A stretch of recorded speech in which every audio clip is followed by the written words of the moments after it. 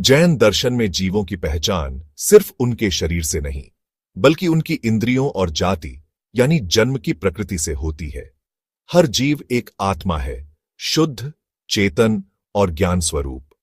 लेकिन इस संसार में उसका अनुभव उसकी इंद्रियों और जन्म की अवस्था पर निर्भर करता है। आइए समझें 5 इंद्रियां जो जीवों को संसार का अनुभव कराती है। स्पर्श इंद्रिय यानी टच, त्वचा से अनुभव, गर्मी, ठंड, सुख दुख। रसना इंद्रिय यानी टंग, जीभ से स्वाद, मीठा, तीखा, खट्टा। घ्राण इंद्रिय यानी नोज, नाक से गंध, सुगंध और दुर्गंध। चक्षु इंद्रिय यानी आइज, आंखों से रूप, रंग और प्रकाश। श्रोत्र इंद्रिय यानी ईयर्स, कानों से ध्वनि और शब्द।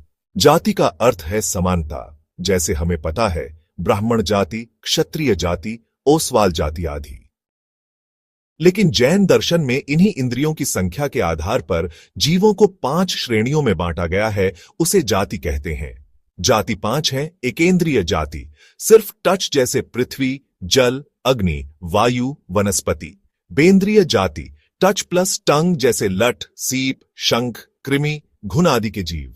त्रैंद्रिय जाति, टच प्लस टंग प्लस नोज जैसे चींटी, इल्ली, कीड़ी, मकोड़ा, जूं, लीख, खटमल आदि जीव। चतुरिंद्रिय जाति, टच प्लस टंग प्लस नोज प्लस आइज जैसे मक्खी, मकड़ी, मच्छर, भंवरा, टिड्डा, कसारी, बिच्छू आदि जीव। पंचेंद्रिय जाति, सभी 5 इंद्रियां जैसे मछली, गाय, भैंस, बकरा, पक्षी, सर्प आदि तथा सभी नारकी, सभी देव और सभी मनुष्य। जीवन भर हम इंद्रियों के पीछे भागते हैं, देखने, सुनने, स्वाद लेने, छूने और महसूस करने के लिए। लेकिन जैन दर्शन हमें याद दिलाता है कि जो सबसे गहरे अनुभव है वह इंद्रियों के परे है।